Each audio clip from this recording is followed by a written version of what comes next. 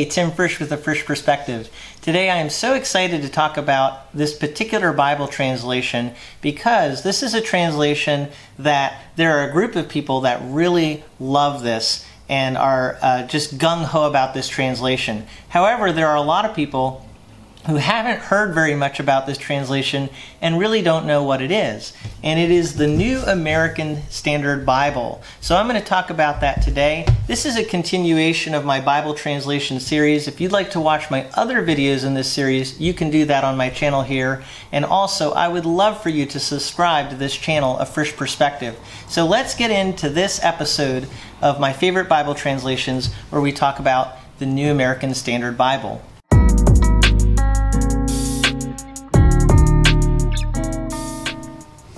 The New American Standard Bible is produced by the Lockman Foundation. It was originally completed in 1971.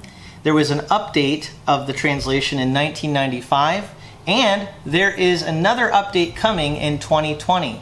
Some people are really excited about that. Other people, they have a hard time with them changing things. But overall, I think people think this is a great thing that this good translation is going to be updated again in 2020.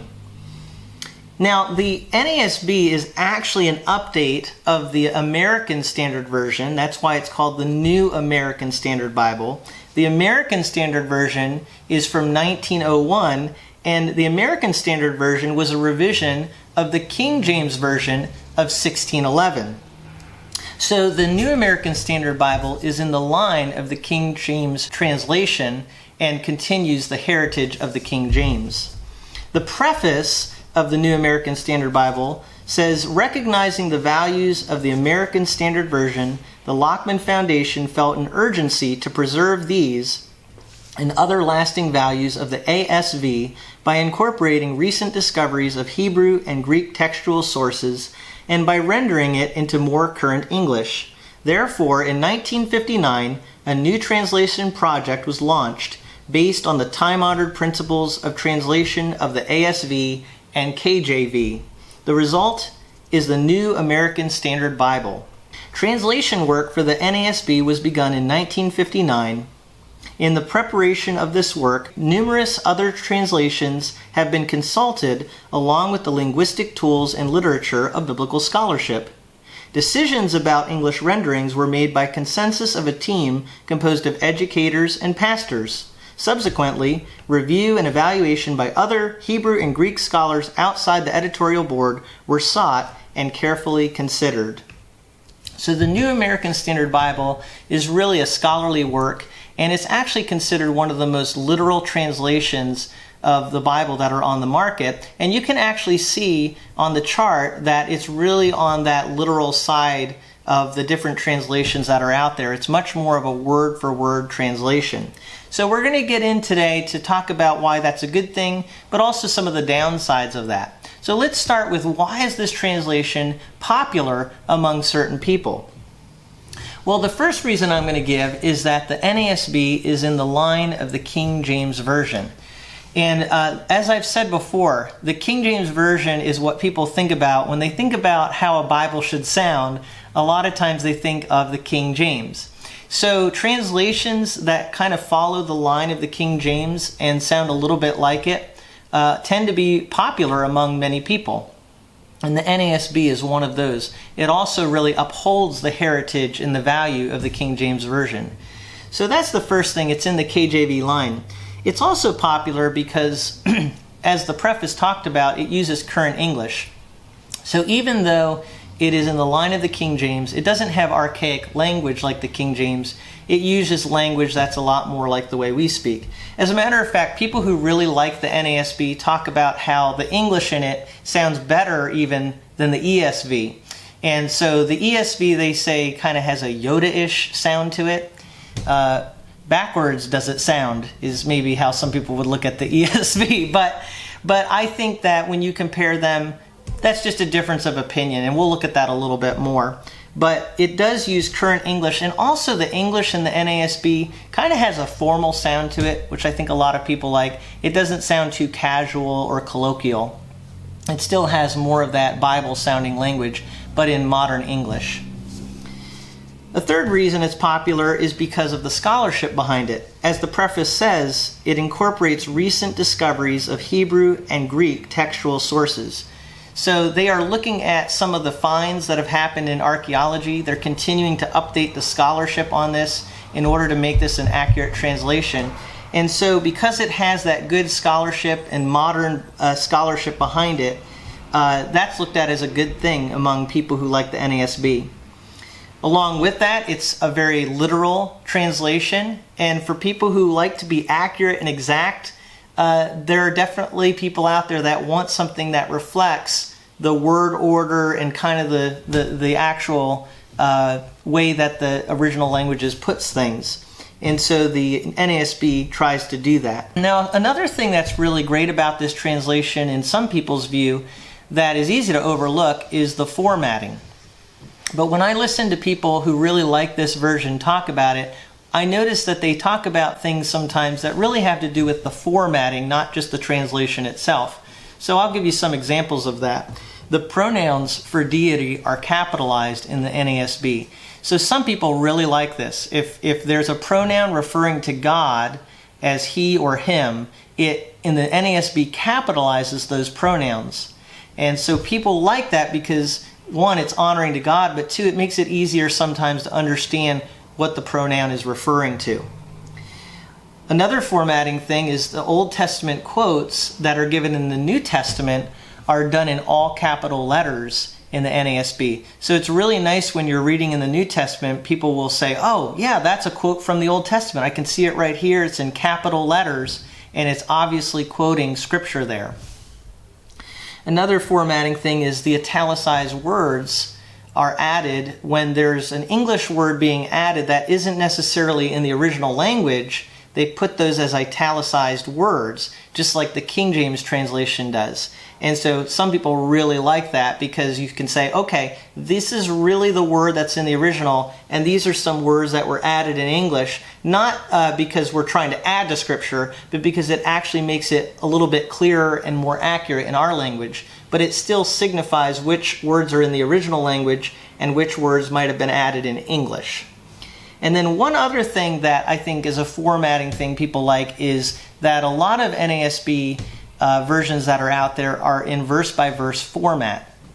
So some people, when they read the Bible, they really like to be able to see the verses separated out. It makes it easier for them to read, and especially if they're teaching, to find the place in the passage that they're looking for.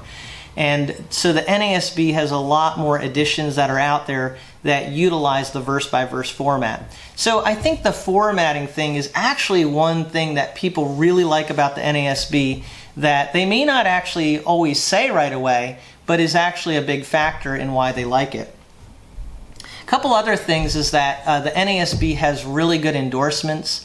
John MacArthur, he's a very well-known teacher, and he's someone who goes through the Bible and tries to teach very thoroughly and accurately, and he endorses the NASB. So if John MacArthur endorses the NASB, and there's other teachers that do as well, then I think a lot of people feel like, yeah, it's a trustworthy translation and it's good to have. And finally, I'm going to say that this translation is popular because it's actually more rare than other translations. You know, there's a sense in which something being more rare actually makes it more desirable. And I think that's the case with the NASB.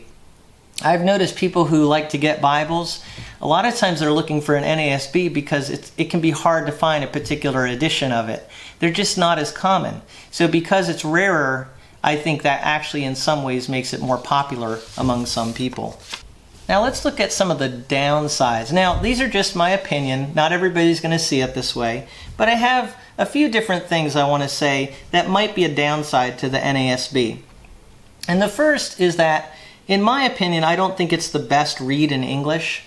I know that not everybody sees it this way, but I think when it comes to translating, we're trying ultimately to get something that is in English. And I think the King James translators did a good job of not only capturing what the original says, but putting it in English in a way that is memorable and beautiful. And I think it's good to have an English translation that does that. And I actually think that the proof is in the pudding. The King James Version was very popular throughout history because of how it worded things in English. And I think good translations that are going to be well received have to be worded well in English.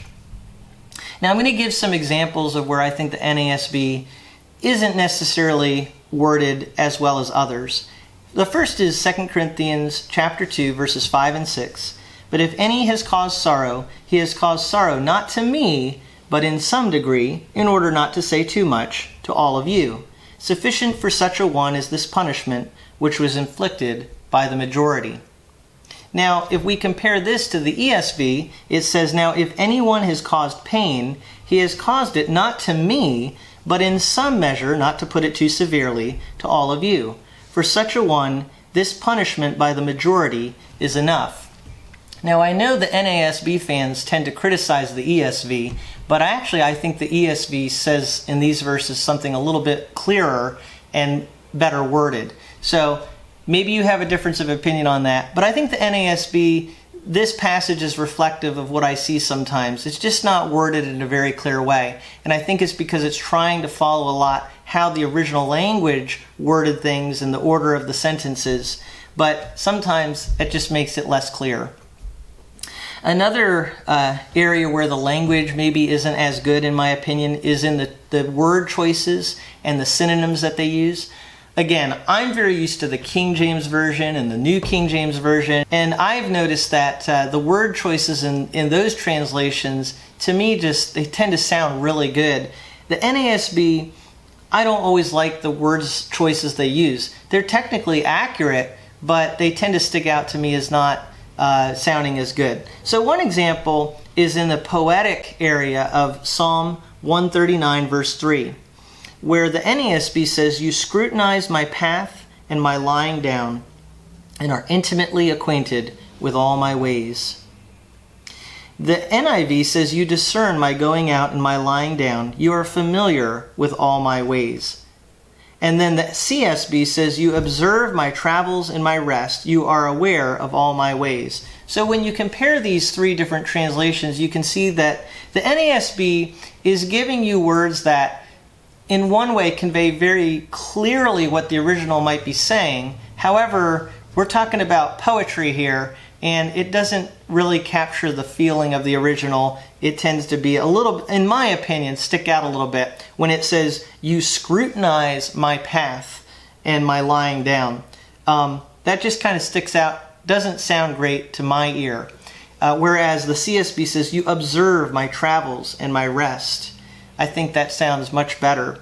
And the NIV, you discern my going out and my lying down. So that's just a matter of opinion, but I think the NASB is not worded as well as other translations. Now I have to say, it is a good translation. And one reason it is because it is literal, but that leads to the second point.